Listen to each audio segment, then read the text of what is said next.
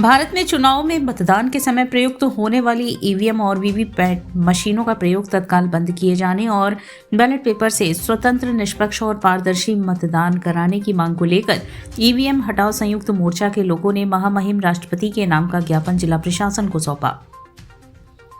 इस ज्ञापन में दर्शाया गया कि किसी भी देश में शासन की सबसे बेहतर अगर कोई व्यवस्था हो सकती है तो वो है लोकतांत्रिक व्यवस्था। भारत ने भारतीय संविधान के द्वारा इस व्यवस्था को अपनाया है। लोकतांत्रिक व्यवस्था में लोकतंत्र को बनाए रखने और उसे सशक्त करने के लिए जरूरी है कि संपूर्ण चुनावी प्रक्रिया पूर्णतः स्वतंत्र, निष्पक्ष और पारदर्शी हो और यह जिम्मेदारी है चुनाव आयोग की।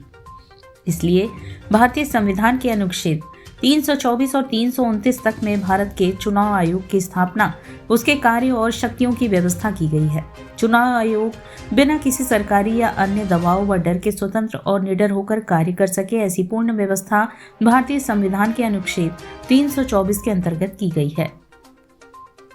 भारत के संविधान और भारत के मतदाताओं और अंततः भारत की जनता के प्रति भारत के चुनाव आयोग की सबसे महत्वपूर्ण संवैधानिक और नैतिक जिम्मेदारी है कि भारत में होने वाले चुनाव और चुनावी प्रक्रिया पूरी तरह से स्वतंत्र, निष्पक्ष और पारदर्शी हो ताकि 18 वर्ष और उससे अधिक उम्र का भारत का प्रत्येक नागरिक मतदान सूची में नामांकित हो सके,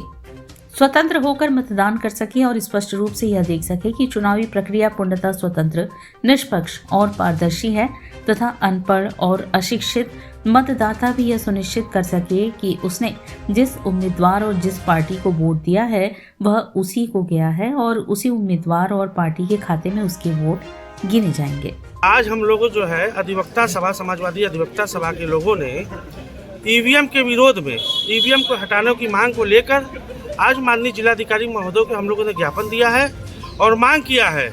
कि ईवीएम से चुनाव न कराकर बैलेट से चुनाव कराए ताकि इस देश के अंदर स्वच्छ लोकतंत्र बच पावे, संविधान की हत्या न हो पावे। इसी कड़ी में आज हम लोगों ने अधिवक्ता सभा के लोगों ने धरना प्रदर्शन के माध्यम से जिलाधिकारी को ज्ञापन देने का काम किया है।